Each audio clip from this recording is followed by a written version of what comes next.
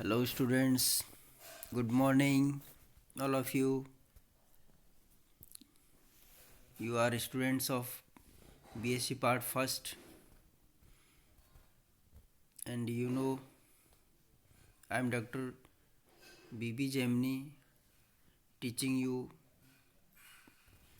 paper second. In this paper, we have completed the first part of calculus, that is differential calculus, and on last term, I have started the second part of the calculus, that is integral calculus. Okay, and on the last term I taught you beta and gamma function. Basic definitions of beta and gamma function are: one is finite integral and second another one is infinite integral. The finite integral 0 to 1 x to power m minus 1 1 minus x to power n minus 1 dx, that is known as beta integral or beta function, right? And this integral is denoted by bmn, where m and n both are positive numbers. ठीक है, तो ये मैंने आपको beta function की definition बताई. फिर gamma function की डेफिनेशन भी मैंने आपको बताया कि इनफाइनाइट इंटीग्रल है 0 to infinity e to power minus x x to power n minus 1 dx. This is the gamma integral and the integral is denoted by gamma of n. This is the notation for gamma. I have told and shown you what is the notation of gamma function, right? तो ये दो चीज़ें मैंने आपको define करी और कुछ मैंने बीटा फंक्शन की प्रॉपर्टीज़ आपको पिछले टर्म पे बताई कि बीटा फंक्शन में m और n का जो रोल है वो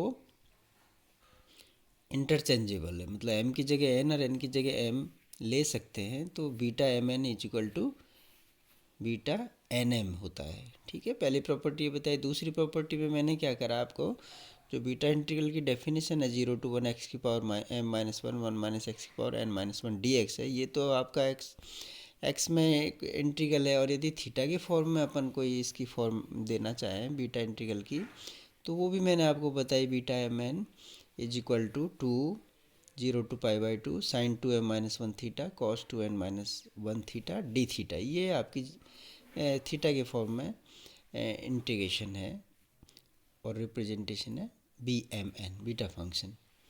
एक इनफाइनाइट इंटीग्रल भी मैंने आपको बताया था कि इनफाइनाइट इंटीग्रल फॉर्म से भी बीटा फंक्शन को दिया जाता है 0 to infinity एक्स की power m minus 1 1 plus x की power minus of m plus n d x. ये तीसरी फॉर्म भी मैंने बीटा की आपको पिछले लेक्चर पे बताई थी. ठीक है बच्चों, तो बीटा फंक्शन और गामा फंक्शन से आप काफ़ी कुछ फेमिलियर हो गए होंगे. ठीक है ना. बीटा फंक्शन और gamma function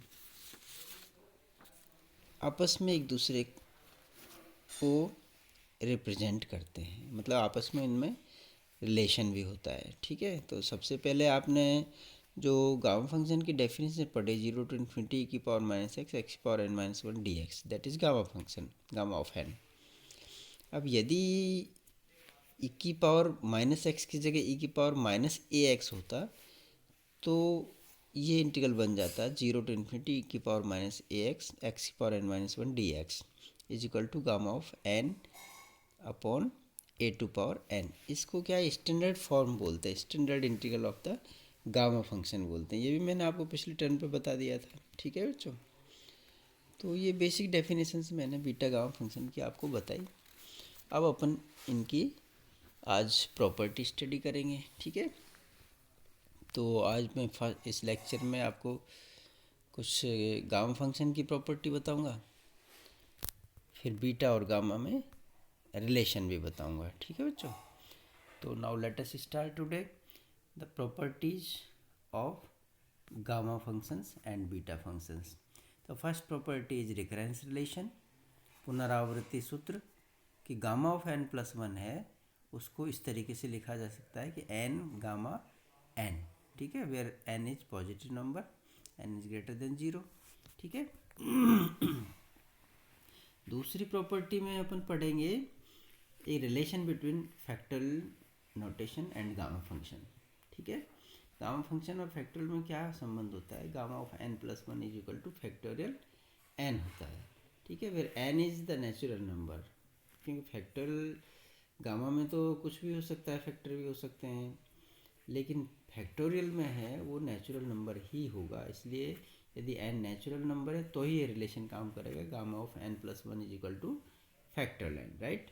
and third one is the relation between beta and gamma function, that is B M N is equal to gamma of n upon gamma of m plus n, where m and both are positive numbers, right. और फिर इस फॉर्मूले का use करते हुए अपन gamma of half की value भी निकालेंगे, ठीक है। गामा ऑफ हाफ की वैल्यू है √5, इसको भी निकाल करके बताएंगे, ठीक है बच्चों। तो आज अपन ये 4-5 प्रॉपर्टीज़ को पढ़ते हैं, जिससे आपको काफ़ी कुछ गामा फंक्शन और बीटा फंक्शन के फॉर्मूलेज पता चलेंगे, याद भी हो जाएंगे आपको, और कैसे इनको डिराइव करेंगे ये मैं अभी आपको बताता हूँ नेक्स्ट स्लाइड में, राइट। तो सबसे पहले जो फर्स्ट प्रॉपर्टी है आपकी, ठीक है, recurrence relation gamma of n plus one is equal to n gamma n, इसको अपन प्रूव करते हैं, ठीक। तो आपको पता है गामा फलन की डेफिनेशन क्या होती है, ठीक है। मैंने n की जगह n प्लस वन ले लिया, तो gamma of n plus one is equal to 0 to infinity x की power n plus one minus one e की power minus x d x हो गया, ठीक है। इसको तो अपन ने थोड़ा सा सॉल्व किया, तो ये मिला अपने को 0 to इन्फिनिटी एक्स की पावर n ई की power minus x d x. इसको मैंने मान लीजिए कोई इंटीग्रल है आई, अब इसको इवेल्यूएट करना है, इसलिए मैंने इसको आई वैल्यू रख दी, ठीक है। ये आपके समीकरण नंबर 1 में मैंने दे रखा है। अब इस आई इंटीग्रल को अपन इवेल्यूएट करते हैं बाई पार्ट इंटीग्रेशन से, ठीक है। तो इसमें फर्स्ट फंक्शन मैंने एक्स की पावर n मान लिया, second function E to power minus X मान लिया। तो अब अपन इसका इंटीग्रल करते हैं, ठीक है। तो first function as it is integration of second, ठीक है, minus integration of differential of first function and integration of second function, ठीक है। तो ये फॉर्मूला यूज करने के बाद में मैंने इसको थोड़ा सॉल्व करा और लिमिट्स लगा दी, तो अल्टीमेटली जो आई की वैल्यू मिली अपने को, इस इंटीग्रल की वैल्यू जो मिली वो क्या मिली, एन गामा एन, क्योंकि ये गामा एन मैंने ये डेफिनेशन से रख दिया, 0 to इन्फिनिटी की पावर माइनस एक्स एक्स की power n minus one d x जो इंटीग्रल है वो गामा एन होता है, ठीक है। तो राइट हैंड साइड में जो आपकी आई की वैल्यू है वो आ गई आपकी एन गामा एन, जो मैं समीकरण नंबर 2 में मैंने आपको दिखा रखा है, राइट। तो इस तरीके से अब समीकरण नंबर 1 और 2 से अपन देखेंगे। समीकरण नंबर 1 में आई लिखा है ना आपने, ये तो आई की value gamma of N plus one है, ठीक है। और समीकरण 2 में यहाँ आई की वैल्यू क्या मिली इंटीग्रल की, एन गामा एन। तो दोनों को जब अपन कंपेयर करेंगे तो अपने को मिलेगा gamma of N plus one is equal to N gamma N. तो ये आपकी मैंने प्रॉपर्टी नंबर 1 जो रिकरेंस रिलेशन है वो आपको प्रूव करके बताया, आप इसको ध्यान भी रखें, ठीक है, कि ये रिलेशन होता है। सेकेंड जो प्रॉपर्टी है वो फैक्टोरियल नोटेशन है और गामा फंक्शन है, उसमें क्या संबंध है वो बताता है, ठीक है। तो संबंध तो मैंने आपको बताया कि gamma of N plus one equal to factorial N है सॉरी। तो इसको प्रूव कैसे करेंगे अपन, एक एक लेके करते हैं। जैसे gamma of N plus one है, ठीक है। अब यदि मैं एन को 0 ले लूँ तो गामा वन बच जाएगा अंदर, ठीक है। तो गामा वन के लिए अपन वो फॉर्मूला काम में लेंगे जो मैंने आपको एन प्लस वन के लिए अभी यहाँ पे बताया, ठीक है। समीकरण नंबर 1 में दिख रहा है ना आपको एन प्लस वन के लिए ये जो गामा फंक्शन की डेफिनेशन है, तो वो बनी 0 to इन्फिनिटी एक्स की power n plus one minus one e की power minus x d x. तो यहाँ यदि मैं एन को 0 ले लेता हूँ, ठीक है, तो ये गामा वन इक्वल टू क्या मिल जाएगा आपको, 0 to इन्फिनिटी ई की power minus x d x, ये इंटीग्रल मिल जाएगा, ठीक है। 0 to इन्फिनिटी ई की power minus x d x, इसका मैंने इंटीग्रेशन कर दिया है, ठीक है। ई की पावर माइनस एक्स का माइनस ई की पावर माइनस एक्स हो गया, लिमिट ले ली 0 to इन्फिनिटी, तो अल्टीमेटली इसकी वैल्यू 1 प्राप्त हुई अपने को, ठीक है। तो gamma of 1 is equal to one unity, right. ये समीकरण नंबर 3 में मैंने इसको रखा है। अब सॉरी, अब आगे अपन देखते हैं कि gamma n plus one equal to N gamma n अपने को प्रूव करना है। तो अब मैं अभी तक तो मैंने लिया एन इक्वल टू जीरो, अब नेक्स्ट लेते हैं एन इक्वल टू वन। तो इसका मतलब ये क्या मिला, इस फॉर्मूले में रखने के बाद में समीकरण नंबर 4 मैंने एन इक्वल टू वन रखा, तो gamma of two is equal to one gamma one मिला, ठीक है। लेकिन आपको ध्यान है, अभी मैंने समीकरण नंबर जो 3 है अभी देखा रखा है गामा ऑफ एन, मतलब gamma of one is equal to one. तो यहाँ गामा वन आया तो इससे मैंने वन लिख दिया। तो gamma two is equal to क्या हो गया, one into one that is one. तो गामा वन की वैल्यू भी वन है और गामा टू की वैल्यू भी वन हो गई। समीकरण नंबर 5 में मैंने गामा टू की वैल्यू दिखा रखी है। इसी प्रकार यदि एन इक्वल टू टू ले अपन इस समीकरण नंबर 4 में, तो क्या मिलेगा, गामा ऑफ थ्री मिल जाएगा इधर लेफ्ट हैंड साइड में, और इधर मिलेगा टू गामा टू। अब गामा टू की वैल्यू तो आपने अभी अभी ऊपर निकाली है तो वन होती है, ठीक है। तो गामा थ्री की वैल्यू होगी टू इंटू वन। तो इस तरीके से टू इंटू वन को मैंने फैक्टोरियल नोटेशन में रख दिया, तो ये फैक्टोरियल टू हो गया। तो gamma three is equal to factorial two, ठीक है। अब यदि मैं नेक्स्ट टर्म लें कि एन इक्वल टू थ्री पर भी इसको चेक करते हैं, तो समीकरण नंबर 4 में एन इक्वल टू थ्री रखा, तो इधर लेफ्ट हैंड साइड में गामा फोर आ गया और इधर आ गया थ्री गामा थ्री, ठीक है। और थ्री और गामा थ्री की वैल्यू फैक्टोरियल टू है, तो gamma three into factorial two, तो मतलब तीन इंटू दो into one, and that is factorial three. तो गामा फोर इक्वल टू हो गया फैक्टोरियल थ्री। इस तरीके से अपन एन के लिए रखते चले जाएं मान, n equal to four, n equal to five, n equal to six, तो इसी तरीके का कोई रिलेशन मिलेगा। उसको मैंने जब व्यापक रूप में एन के लिए लिखा, तो ये मिलेगा आपको gamma of N plus one is equal to factorial n, where n belongs to natural number, right. तो इस तरीके से ये मैथमेटिकल इंडक्शन से अपन इसको एन के लिए सपोज कर लेते हैं। तो ये इस तरीके से मैंने इसको प्रूव करके बताया रिलेशन को, ठीक है। तो आप इसको ध्यान रखें कि गामा और फैक्टोरियल में क्या रिलेशन होता है। बस ये ध्यान रखें कि ये नेचुरल नंबर के लिए होता है, फ्रैक्शनल पार्ट के लिए वैलिड नहीं है, क्योंकि फैक्टोरियल नोटेशन नेचुरल नंबर के लिए ही होता है। थर्ड रिलेशन है आपका beta M n equal to gamma of n upon gamma of m plus n, ठीक है। ये बीटा में और गामा में कोई रिलेशन है। तो इसको भी मैं आपको बताता हूँ कि कैसे अपन इसको एस्टेब्लिश करते हैं। बहुत ही महत्वपूर्ण फॉर्मूला है, ठीक है। तो मानक समाकलन आपको पता है, पिछले लेक्चर में मैंने बताया था कि जीरो टू इन्फिनिटी की पावर माइनस ए एक्स एक्स की power n minus one d x is equal to gamma of n upon a की पावर एन होता है, ठीक है। इससे गामा ऑफ एन क्या निकल के आया आपको, ए की पावर एन को मैंने इधर रख लिया।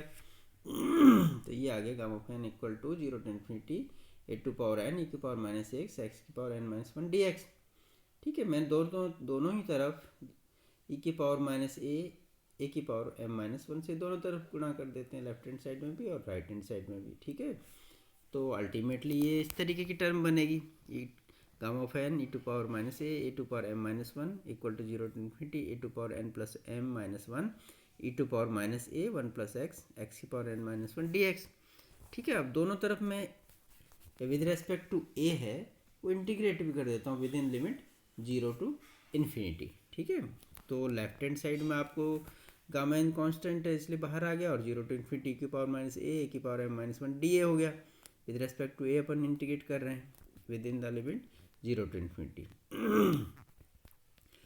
इसी तरीके से मैंने राइट हैंड साइड में भी यही काम कर लिया, ठीक है। Zero to infinity with respect to d a integrate कर दिया। तो लेफ्ट हैंड साइड में आप देखेंगे जो ए वाला इसका वेरिएबल ऑफ इंटीग्रेशन ए है, ये जो जीरो टू इन्फिनिटी वाला इंटीग्रल है, ये तो अपना गामा इंटीग्रल होता है, ठीक है। तो गामा एम की वैल्यू को रिप्रेजेंट कर रहा है इंटीग्रल। तो लेफ्ट हैंड साइड में gamma n into gamma m प्राप्त हो गया, और राइट हैंड साइड का जो इंटीग्रल है उसको अपन सॉल्व कर लेते हैं, ठीक है। तो इसको अपन जो ऑर्डर है इंटीग्रल का वो बदल लिया अपन ने, तो लिमिट पे कोई चेंज नहीं होगा, जीरो टू इन्फिनिटी रहेगी, ठीक है। तो अंदर वाला जो इनर इंटीग्रल है वो उसका ए के रेस्पेक्ट में इंटीग्रेशन है, ठीक है। तो पहले अंदर वाले इंटीग्रल को अपन सॉल्व कर लेते हैं, जीरो टू इन्फिनिटी ए की power m plus n minus one e की power minus a one plus x d a को, ठीक है बच्चों। तो इस इंटीग्रल को अपन सॉल्व करते हैं, तो मैं RHS का जो इनर इंटीग्रल है उसमें a1 + x को y पुट कर लेता हूँ, ठीक है। तो dA क्या निकल के आएगा यहाँ, dA = dy/1 + x हो जाएगा डिफ्रेंशिएशन करने पर। लिमिट्स में कोई चेंज नहीं होगा, a = 0 पर y = 0 होगी, a = ∞ पर y = ∞ होगी, ठीक है। तो अब लेफ्ट हैंड साइड में तो गामा एन गामा मिल ही गया अपने को, और राइट हैंड साइड में जो मैंने सब्स्टिट्यूशन करा उसके बाद में इंटीग्रल ये मिला, ठीक है। इसको थोड़ा सा मैंने सॉल्व कर लिया, ठीक। तो जो एक इनर इंटीग्रल आपको दिख रहा है 0 to ∞ e⁻y y⁻m+n−1 dy, इसको मैं गामा फंक्शन की फॉर्मेट में लिख देता हूँ। तो ये गामा ऑफ m+n की वैल्यू है ये इंटीग्रल में, ठीक है। तो अल्टीमेटली जो आउटर इंटीग्रल बना 0 to ∞ x⁻n−1 1 + x⁻m+n into gamma of m+n into dx, ठीक है। ये अपन ने लिख लिया, गामा m+n को बाहर ले लिया। तो जो अल्टीमेटली जो इंटीग्रल बना आपका ये है gamma of m+n 0 to ∞ x⁻n−1 1 + x⁻m+n dx। अब ये इनफाइनाइट इंटीग्रल है, ये तो मैंने पिछले लेक्चर में आपको बताया था कि ये बीटा एन एम की फॉर्म है, तो इसकी जगह मैंने बीटा एन एम लिख दिया, ठीक है। तो बीटा एन एम को तो मैं बीटा एम एन भी लिख सकता हूँ, ठीक है। तो नेक्स्ट स्लाइड में अपन देखते हैं कि बीटा एम एन की वैल्यू क्या मिलेगी अपने को, ये जो मैंने बॉक्स में दे रखा है, ठीक है। BMN = gamma of m upon gamma of m+n। तो ये रिलेशन बीटा और गामा फंक्शन के मध्य रिलेशन है, जो बहुत ही वैल्यूएबल और बहुत ही इसे अपना लिटरेचर, जो स्पेशल फंक्शन का लिटरेचर होता है उसमें बहुत ही इम्पोर्टेंट फार्मूला है, ठीक है बच्चों। तो ये भी है, मैंने इंटीग्रल की फॉर्म में रख के भी आपको बता दिया समीकरण नंबर 6 में। तो इस इंटीग्रल की वैल्यू होगी 0 to 1 x⁻m−1 1 - x⁻n−1 dx = gamma of n upon gamma of m+n। ये इंटीग्रेशन की गामा फंक्शन के रूप में इवेल्युएट कर लिया अपन ने। अब मैं आपको बताता हूँ कि गामा ऑफ हाफ की वैल्यू √π कैसे होती है। गामा ऑफ हाफ की वैल्यू √π होती है। तो अपन क्या करते हैं, ये जो मैंने आपको BMN = gamma of gamma n upon gamma of m+n जो फॉर्मूला अभी आपको रिलेशन बताया बीटा में और गामा फंक्शन में, इसमें मैं m और n की वैल्यू हाफ रख देता हूँ, ठीक है।